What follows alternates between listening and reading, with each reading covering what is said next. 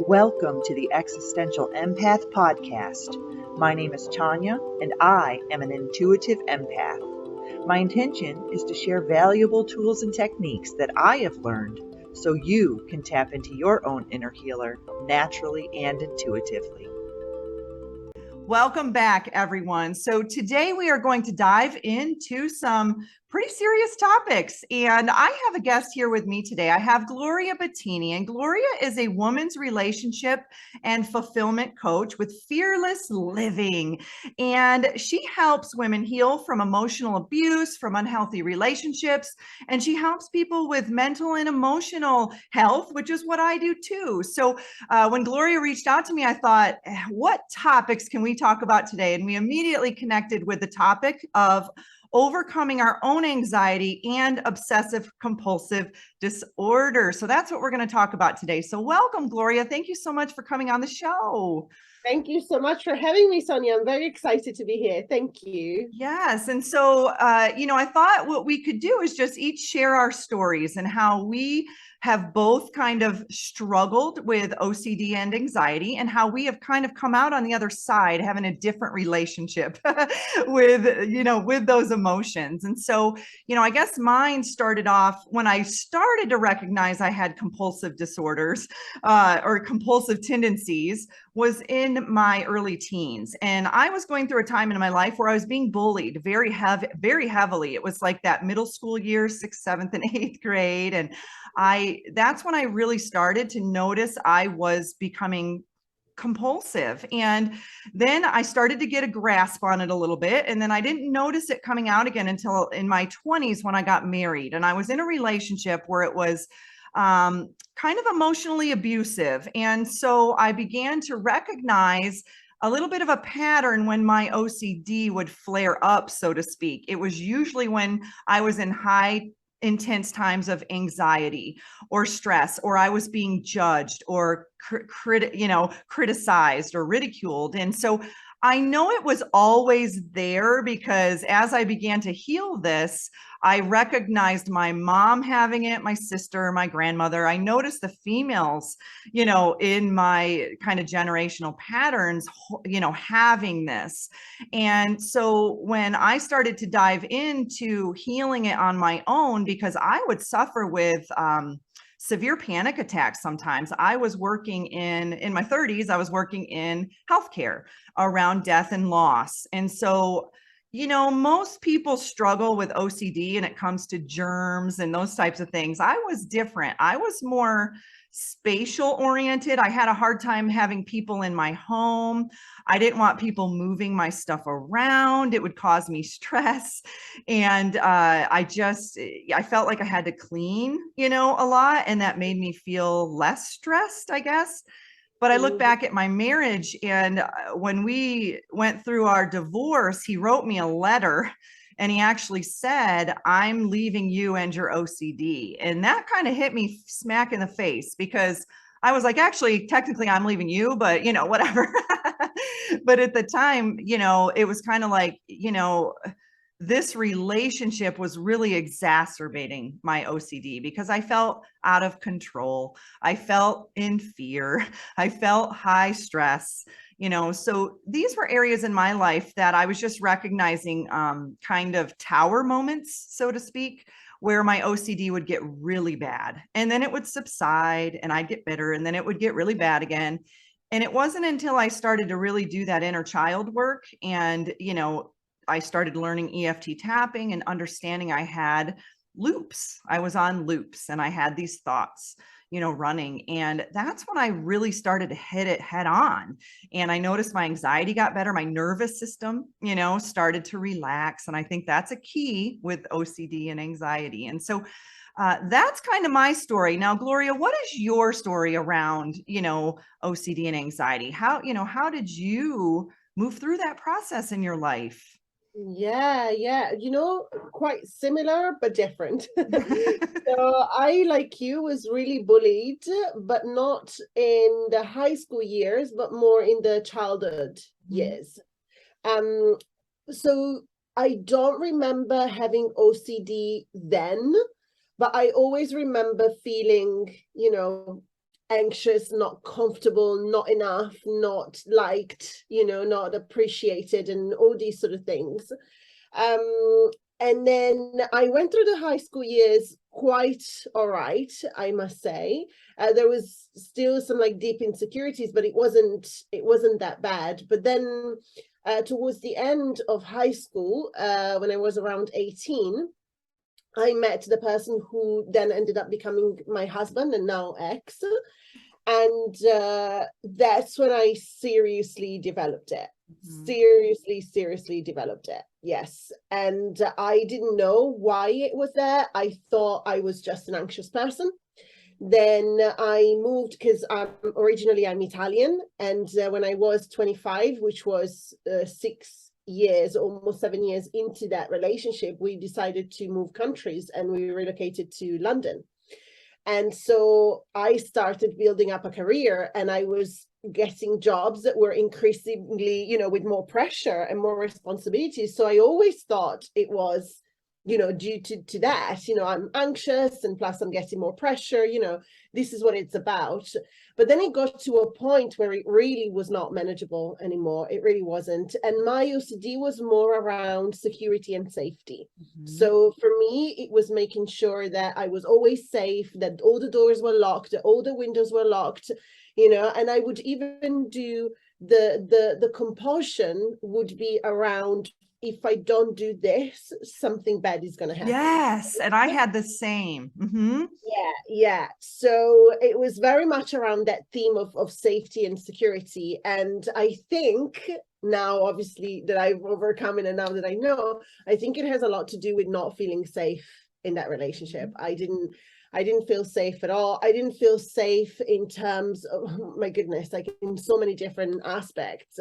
But, emotionally, psychologically, I didn't feel safe in terms of, are we going to make the end of the month? Because the person that I was with, was somebody that was not a financially stable, person. So there was a lot of that involved as well. But anyway, so it got to a point where I couldn't deal with it anymore. It was ruling my life. So I decided to go see someone to, try and work with it.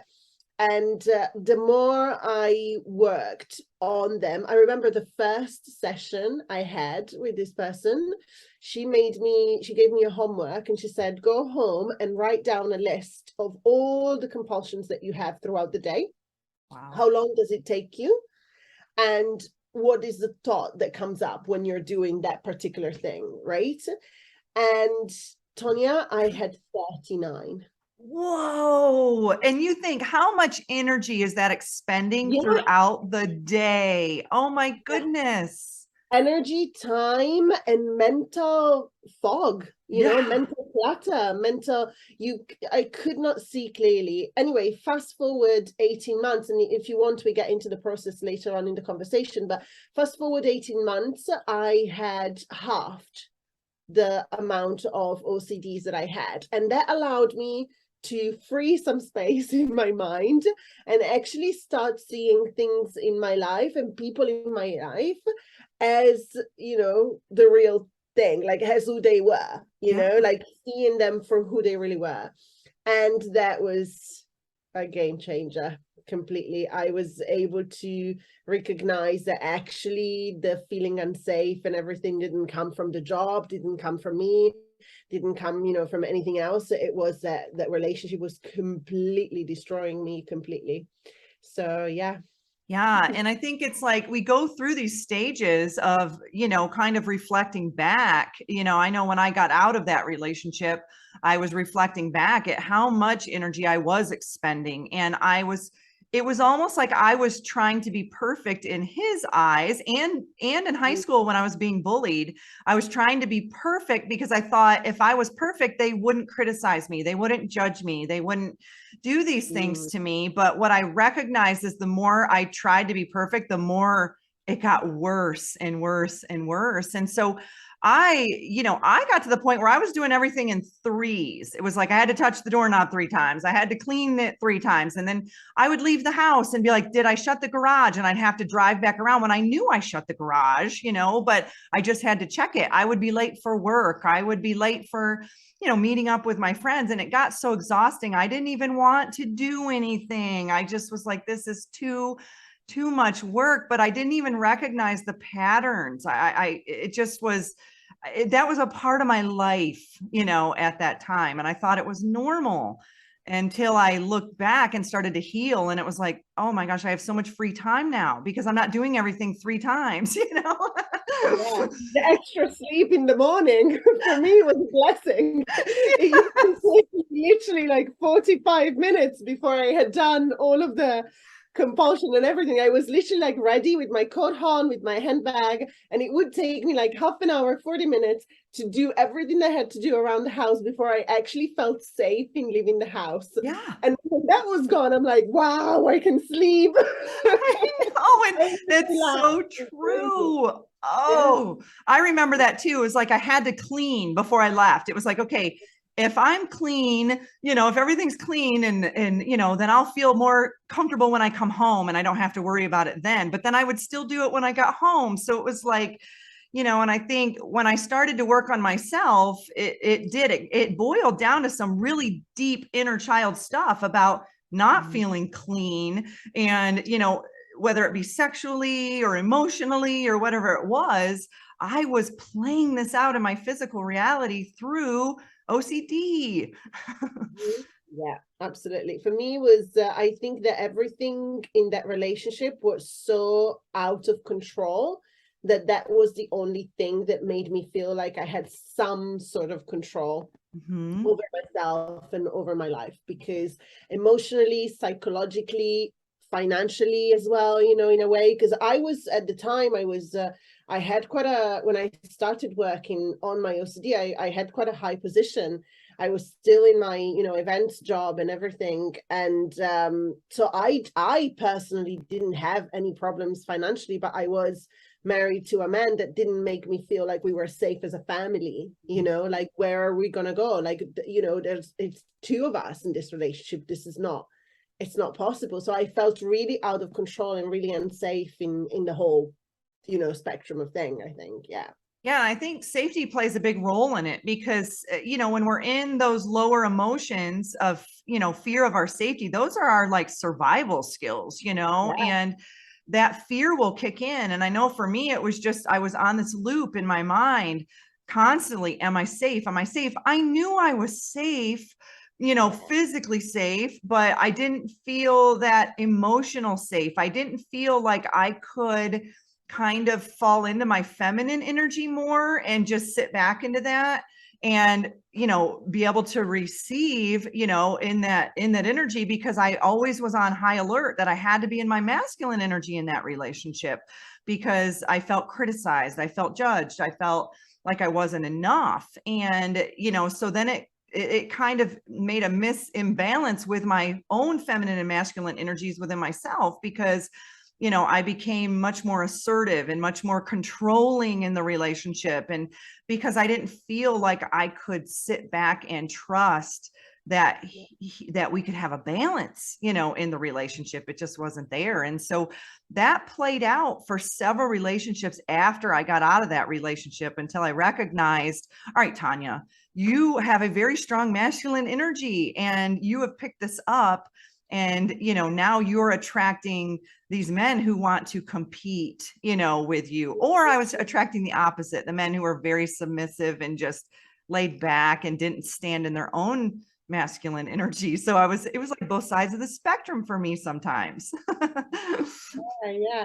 And how did they, if you don't mind me asking you the question, how did they notice that there was the OCD? You said that the first partner told you, I leave you and your OCD. So what was their reaction to that? Because mine was quite a bad one. Yeah, it wasn't great, but honestly, I think it got to a point where it was so mutual. I mean, we had been married for 10 years. So honestly, I wanted to get out at year 3. I mean, really, I did. But my dad had made a comment to me, and I've talked to him about this since then, but he made a comment to me on the day of my wedding that when you get married, it's forever. And I honestly thought that I had to stay in that relationship because was going to disappoint my dad if I left. And so I stayed in it, and I was I was never physically abused, but I was emotionally abused daily about my weight, and I get emotional about it still. And it's funny because it was like 15 years ago, but it was such an unhealthy relationship. And I'm not saying that I was not the bad guy in the scenario as well. I mean, I definitely had controlling tendencies. But I was being kind of aggravated to do that a little bit, and so, but yeah, I think at that point it was mutual, and we didn't have children. So it was very easy to kind of just separate and go our own separate ways. And I haven't seen him in over 15 years. So yeah, it was quite amicable, if you can say amicable. There was no fighting. It was just more, it's time to go. It's time. We're done. Yeah. We're different. We're done. Yeah, fair enough. Yeah. No, mine was very very bullying in a way, because he could see I had that problem, and he would just call me crazy, stop being crazy, stop being crazy. And I'll be like, I understand that this doesn't make sense to you, but I cannot stop it. And he had absolutely no empathy towards it. It was just like, no, you're crazy, you're being a crazy. Yeah. Which probably made it worse. Of course it did. Yeah, my goodness. Yeah. I felt completely humiliated. I felt not validated. I felt, completely misunderstood, and like there was something deeply wrong with me. While all the while him with narcissistic tendencies was gaslighting me the whole way through. So yeah. And that's tough. Yeah. And you don't really see it in the relationship oftentimes until, for me, I had to separate for about 8 months so I could get my power back. It was like, who am I? I became I used to be a really strong-willed person before that relationship. And then I got very submissive in that relationship because I felt like I was just beaten down so much emotionally that I became almost like a Stepford wife, so to speak. It was like, all right, you tell me what to do. You tell me how to dress. You tell me what to look like. And that was not my personality before that relationship. So I morphed into a woman that I didn't even know who she was anymore. And by the time I left that relationship, it took me many years to figure out who's Tanya, and then it was like, all right, I'm getting my power back again. I'm a fire sign. I've got some, I've got the fire within me, but I lost that fire. My light was dim a lot during that, that 10 years of my life. And once I started to get that fire back again, though, I recognized my relationships were changing too, with not only my romantic relationships, but my friendships as well, because I was kind of that people pleaser, that doormat, person that would just kind of do what people would tell me to do. And then I started to set boundaries and speak up for myself and say no. And that rattled some people, Yeah. Yeah. So it does, doesn't it? Yeah. it does. And so, Gloria, how did you begin to heal? Once you realized that you were in this relationship and it was not serving you anymore, and you started to move out of it, how did you begin to heal these patterns of anxiety and OCD? Yeah, so well, it's I must say that I had to heal part of that in order for me to realize that the relationship was the actual problem. So the first part of the healing was very technical. So it was very much about taking one of those compulsions a time and just sort of like making peace with it, rationalize it, let it go, and just work on literally just one. My coach was telling me at the time, like, forget everything else on the list, pick one. And we just do that, and then forget everything else. And then we would work on it. We would talk about things and what it would remind me of. Why did I pick to do that particular thing? What drew me to that and all that. So we did work around one thing. And then when I was comfortable and I had let it go, and then we would choose another one and work on that. So it took about, lowering it down to about 20 from the 39 that I started with, for me to be able to actually recognize that there was something wrong with the relationship. And then after that, I sort of stayed around the same number for a while until I worked on myself on a different level. So I worked on myself physically, because I felt I was really overweight. So I felt like I wanted to prioritize my physical self at the time. I was still working with the coach, still working on my anxiety, but that was more the priority. And then that gave me, again, more clarity, more confidence and all that. And until I got to the point where I was not seeing a reason to stay with this person anymore. You were I healing. couldn't, I just felt like we were on two different, paths completely. And I tried very, very hard. I'm not a quitter whatsoever. So I did try everything that I could possibly can to be able to save something there. But I received no, input from the other part. I even tried to get his family involved and be like, I need help. And I was completely ignored. Yeah. So I got to a point one day, I was just like, I'm done. Yeah. That's it. And I literally moved out of the house 2 weeks later. But here's the interesting bit. So I moved out of the house and I had found a studio flat, but it wasn't ready for about 3 weeks. So I had a temporary stay for about 3 weeks until I could move into that studio that was mine.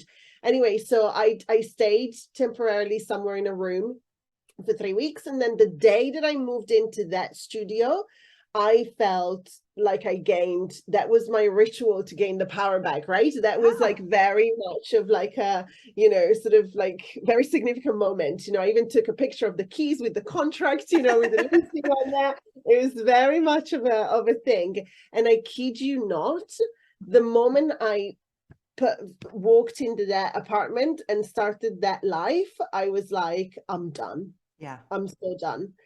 And 90% of the OCDs that I had left were completely gone. Yeah, completely. And I think I needed, sometimes it is true that environment isn't everything, but if you move away, your problems are going to follow. Yes, it's true, but it can also make a huge amount of difference in terms of helping you build a different life. So you still have to work on yourself, but a change of environment, I truly believe that can do really great things. Yeah, I agree. And I think by you moving out on your own, you took your power back. And I did the same. I went and got myself an apartment. And I remember I moved out. I was the same. It was like, I'm done. And I was out in 2 weeks. It was very rapid, very fast.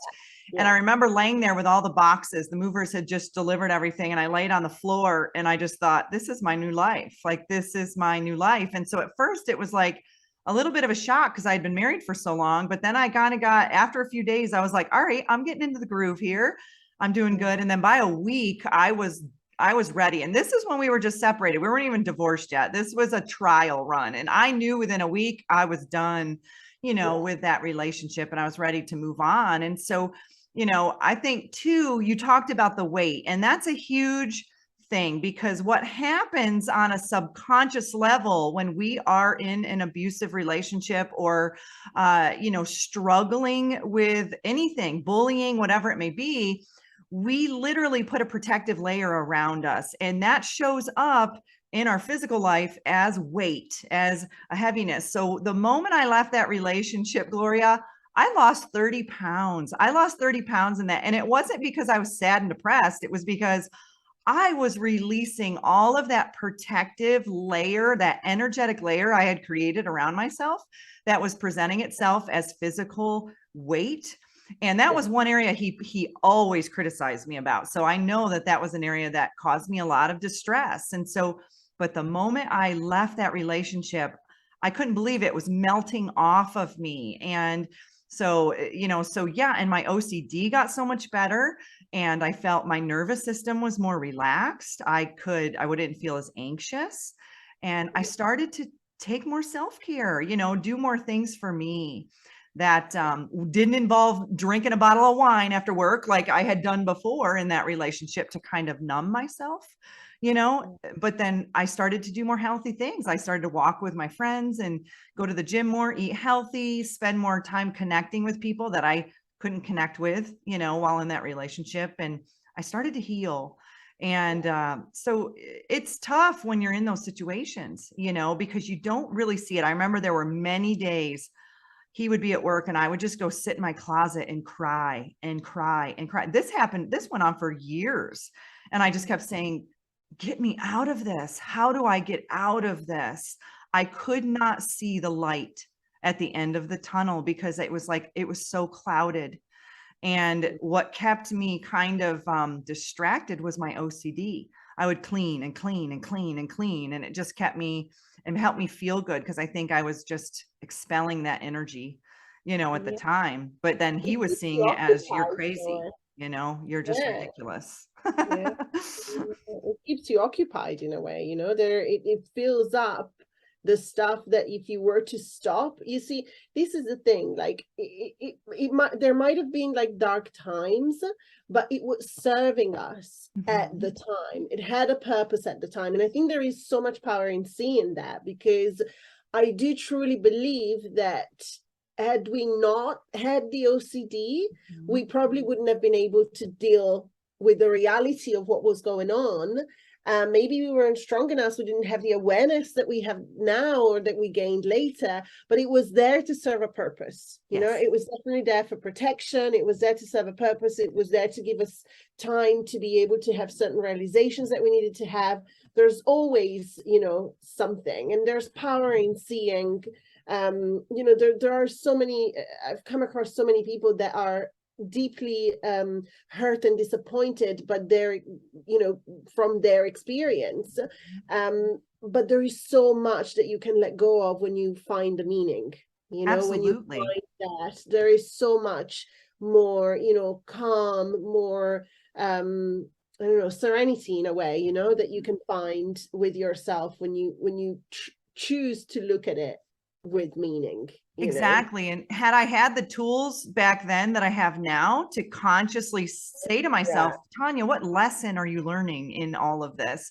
I would have been I would have approached things differently, and I probably would have had a different relationship, because I can't blame everything on him, because I was also in this fight, flight, or freeze response, in my body. And so, and he, had a lot of inner child wounds as well. And so it's like, we just kind of came together in a nice little hodgepodge of a relationship that wasn't, it just didn't align, but I look back at that relationship and I grew a much closer connection to my higher self, to God, to source, energy, whatever you want to call it, because I had to trust. I had to sit back and just build that up again. And I found myself, I found my power. I knew what it felt like to lose my power.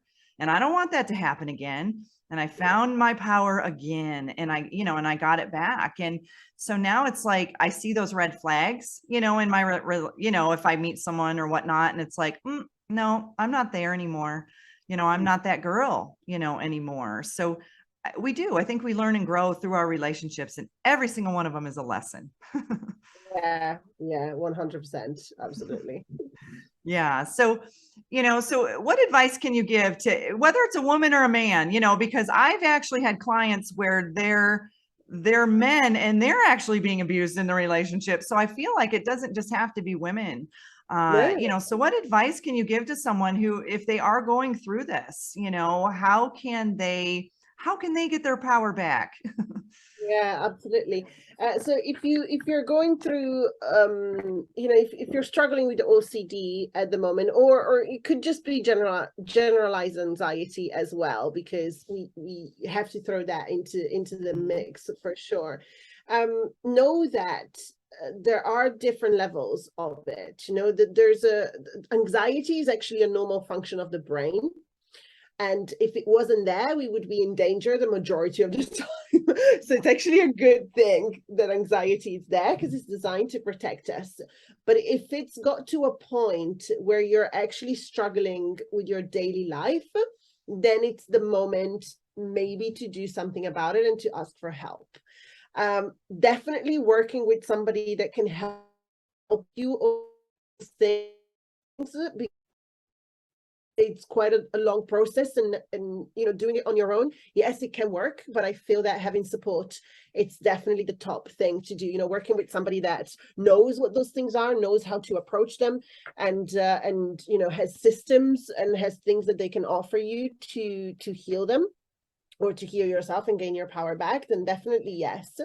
But also, I think, be curious, you know, be curious about yourself. Try to ask yourself the question, you know, I can tell from your story as well, Tanya, that so many things we took for granted. We just thought that it was normal that way, right? Yes. We just assumed, you know, oh, I just thought, for example, in my case, I just thought, you know, marriage isn't easy. This was my conditioning, you know, marriage isn't easy. So, you know, there's nothing I can do about it. This is just life.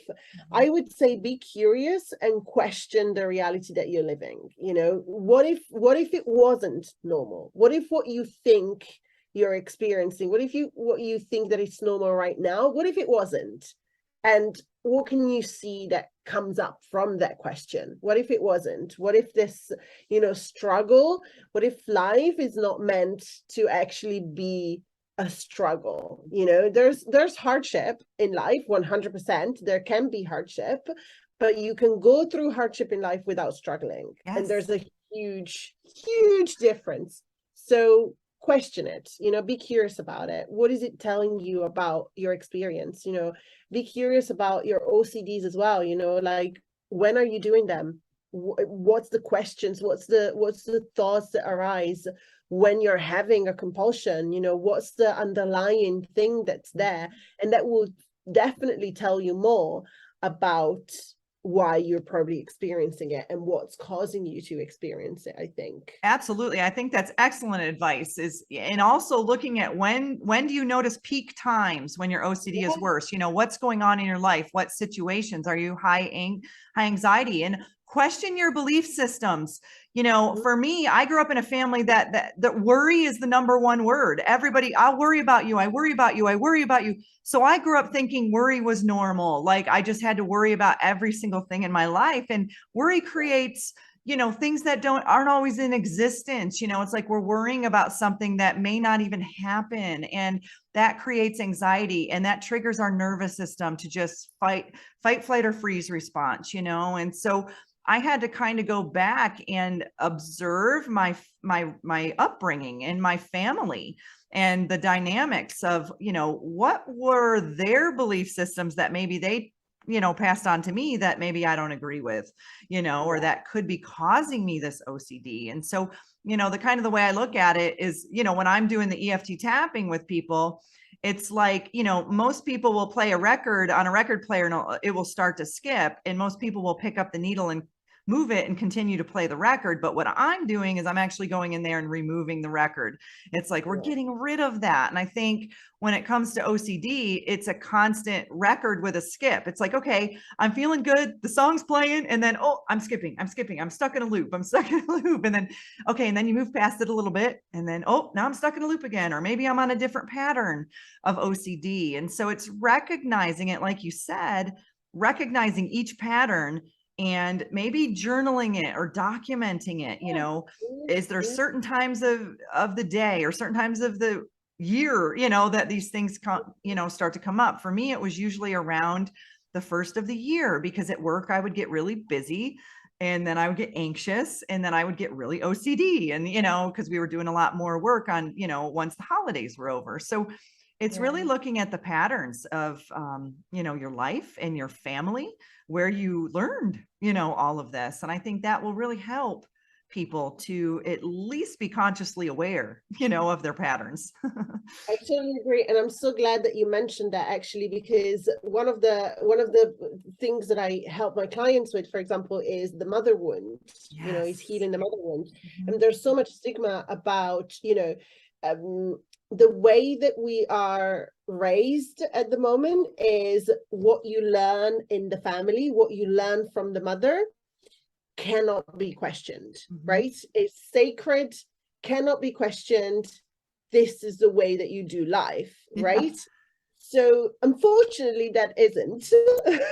Especially in Italian culture. You look at Italian families and it's like, you have a recipe and this is how great grandma made it, and you don't mess up that recipe, but that can apply to your life too.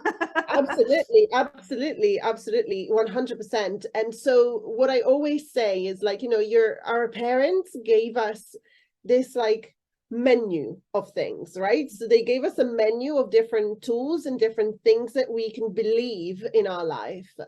But that was based on their experience at their time, with their parents, with their own, with whatever they thought worked for them. So I dare you, I challenge you to take that menu and actually just look through it and see, like, question yourself, see, like, does this thing on the menu actually work for me?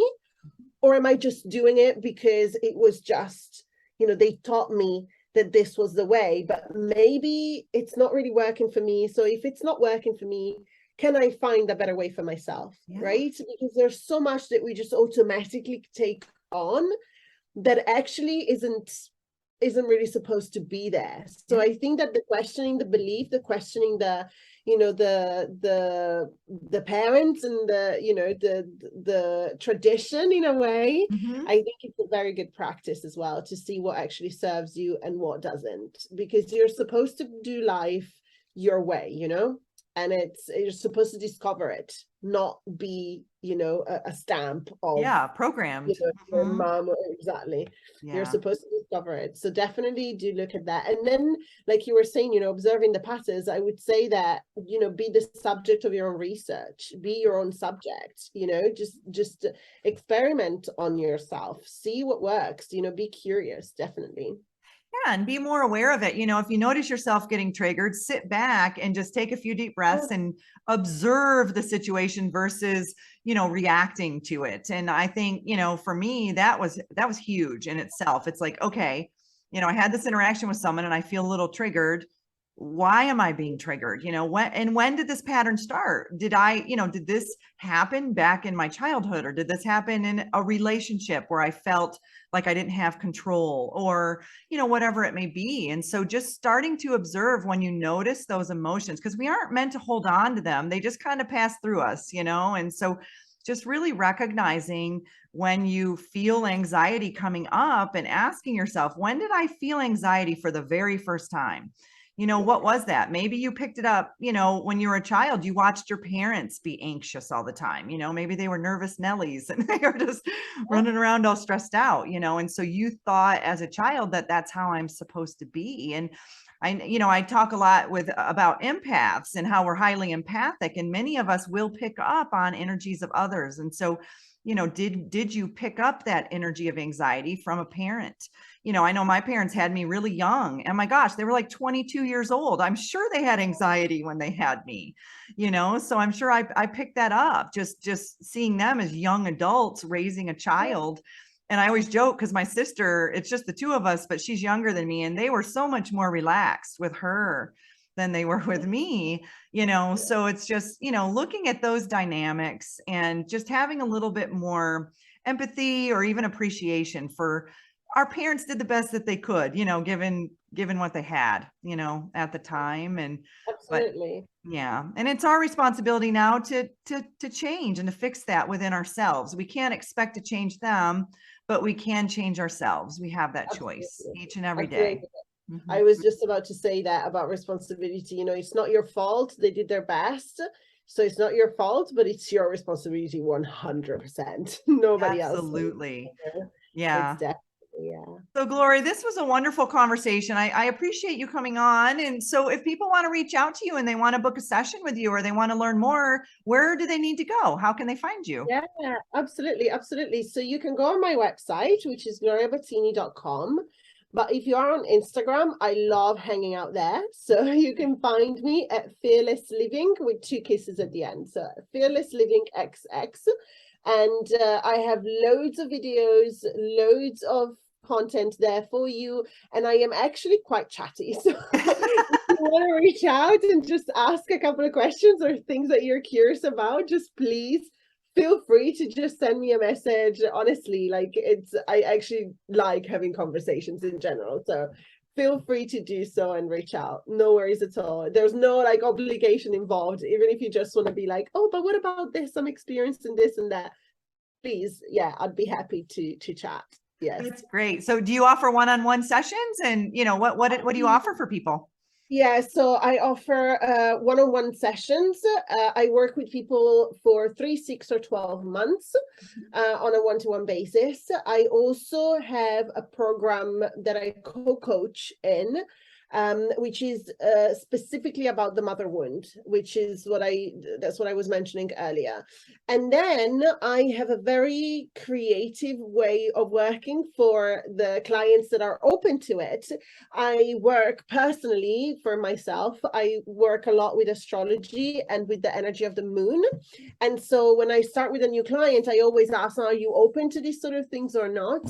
And if they say yes, then we do a full birth chart reading for them, which helps them, knowing themselves even more, at that energetic level. And then I also can teach them about working and attuning to the energy of the moon as well. But obviously only if people are open to it. It's something that I truly love and I found really beneficial on my own healing journey. So I always ask the question. We don't have to, but if you want to, I'm open to offer that as well. And the majority of the time, they're very open to it. And they're like, yeah, let's try, let's see. So yes, so I do a lot of this different things.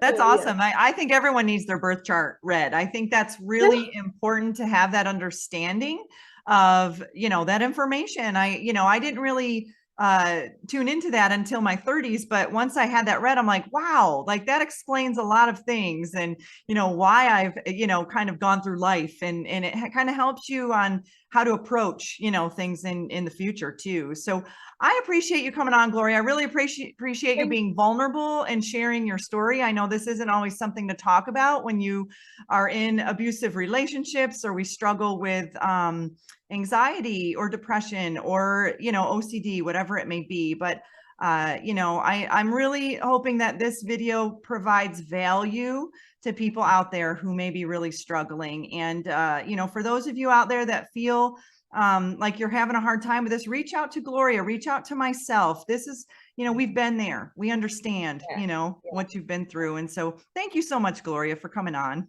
Thank you. Thank you so much for having me. I truly, really do appreciate it.